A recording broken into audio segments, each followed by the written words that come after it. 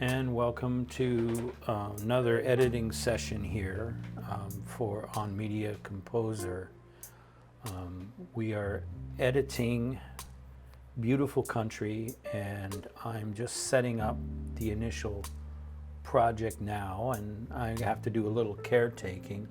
Before you start editing, it's really important that you pay careful attention to your hard drives and make sure that A, you have enough room on your various hard drives, and B, that they are fast enough for the kind of work that you're trying to do. So I'm going to do a little caretaking here. I'm just going to go into Finder here on Mac, and I want to use editing USB 3 hard drive for my audio, and I want to use my Thunderbolt RAID Set 1 for my video. But look at this. If I right click on my editing USB and get the info, it says that the capacity is 499.76 gigabytes. Well, that's enough for the edit, but it says that there's only 82.7 gigabytes of that amount left that's available. Well, that's not enough to edit. So I need to get rid of these or back these up, move these off this drive to another drive for now. So I'm going to back this stuff up. I'm going to move it off this drive and put it on my Thunderbolt RAID set, which instead of having 500 gigabytes in size, it is two 2 terabyte drives that are striped together as one drive. And so that's 4 terabytes, and out of that I have 2.27 terabytes left. Well, folks, that is more than enough for the video. We'll grab these, copy 2 items. We'll go to our bigger 4 terabyte, make a new folder. We'll call it temp backup of USB 3.0 hard drive. So we'll open that, paste in here, and now we are copying that stuff over. It says it'll take about an hour, but trust me, it won't take that long. So now we have the hard drive backed up and erased and prepared for editing. So now I'm going to open the project here in Media Composer that I had prepared before so we could start the actual edit of the short film itself, Beautiful Country. I'm trying to get it made as quickly as possible, but you know, sometimes anything good takes time. So here, let's look on our list here of the actual project. Making a beautiful full edit. Here we are. Beautiful Country full edit is in the project list. So we'll select that and we'll open it. Media Composer takes a long time to open because it's literally loading thousands of drivers and dynamic link libraries. Any editing program is a catalog program. It's just a set of pointers. It makes a list of pointers that points to this data chunk is over here, and use this much of this data chunk. Begin here, stop there, and then it points to the next scene, and it tells the computer where that data chunk is on what hard drive. It's just a catalog file. So I'm just looking here to see. I'm double clicking on bins, and as you see, up come shots. So I'm looking at these shots, time-lapse shots. These are like 8K, so they barely play back. And that's another thing about Media Composer that's really cool. I'll show you something here in settings. Let's go to setting up Media Composer to work with this stuff. You go to the media creation setting, and look at this. You see this here? It says video drive, and it points to Thunderbolt RAID set 1. Audio drive, it's pointing to backup number 4, which is a different hard drive. I can change that. So now I'm going to use my faster hard drive for audio, editing USB 3. And then I can click apply to all. Video goes to Thunderbolt RAID set, apply to all. And what's interesting about Media Composer, as there's many things interesting about it, but it gives you the choice of putting everything on one hard drive or putting the audio on one drive and the video on another. And why would you want to do that? And I'll explain to you why.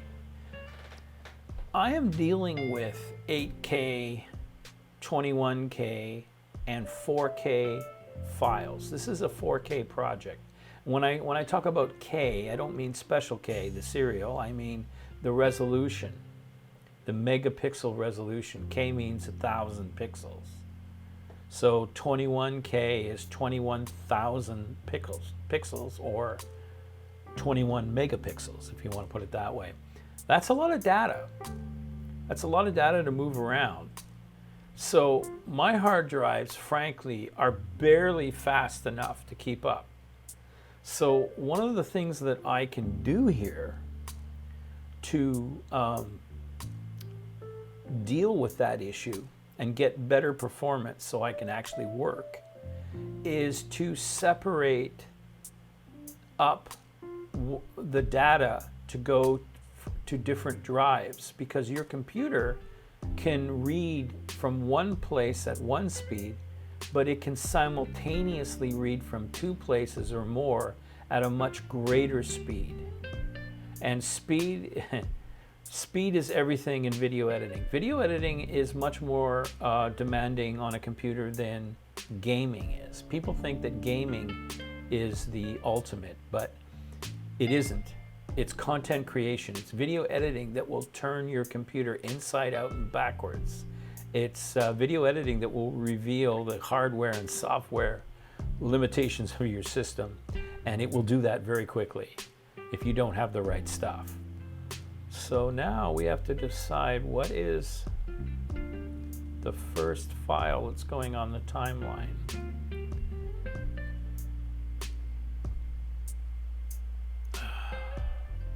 Interesting question. I'm just looking here. The other thing about editing, you folks need to understand, is if you're a very impatient person, don't get into video editing, okay? Editing takes enormous amounts of patience, like crazy amounts of patience. So this is going to take time. What's going on here? Nope. I noticed that I don't think I have all the clips. I think I'm gonna, I think I'm gonna start with this clip. But before I do, I'm going to transcode it. I'm going to transcode it. Right now it's only linked. And this is another interesting thing about Media Composer. You don't have to ingest the media in order to work on it. You can dynamically link to the media that's either sitting on a hard drive or just sitting on your camera without having to import it into your project. Because, you know, These are big resolution files, and they can fill up a hard drive, like a 4 terabyte hard drive that I'm using now for video. That's going to fill up, like, seriously, in 2 or 3 weeks, it'll be full. And, you know, so I'm going to, the days of actually editing where you're ingesting footage and then cutting it and then outputting it, those days are pretty much over now, because you would need such a pile of hard drives. I mean, you're talking about picobytes of data. A picobyte is 1,000 terabytes, and a terabyte is 1,024 gigabytes. I mean, it's a lot. It's a lot of data, but that's what these files are. 4K, 8K files. Very high resolution, but it comes at a price. Ridiculous storage. The only reason you want to store files anymore is for archival purposes, where you've finished editing and you want to output that, right? So you need to obviously have a permanent record of that. So I'm going to take these 3 and highlight it here. You see there's a difference. See, there is solid clip, which means it's sitting in the project on a hard drive, and then there's a buckle on these clips, a little buckle, which means it's linked. It's pointing to it sitting on a camera or another hard drive or wherever it is, but it's not in the system. So now I'm going to put it permanently in the system so I could get a little bit better playback performance when I'm editing. So to do that, we have to transcode it. So I'm going to transcode these into what I'm using in the editor so I can work with them directly. And we hit consolidate transcode, and it says video and audio on the same drive. Nope. I want to put the audio on USB 3 and the video on Thunderbolt. RAID set 1. And I am going to use transcode, and I'm going to transcode to DNX HQX, DNXHR HQX. Keep sources current frame rate, yep. And we're going to keep the audio, which is 16-bit wave, which will become 16-bit wave PCM, which is what it is. It's just in a different wrapper. So we hit transcode, and now we are transcoding it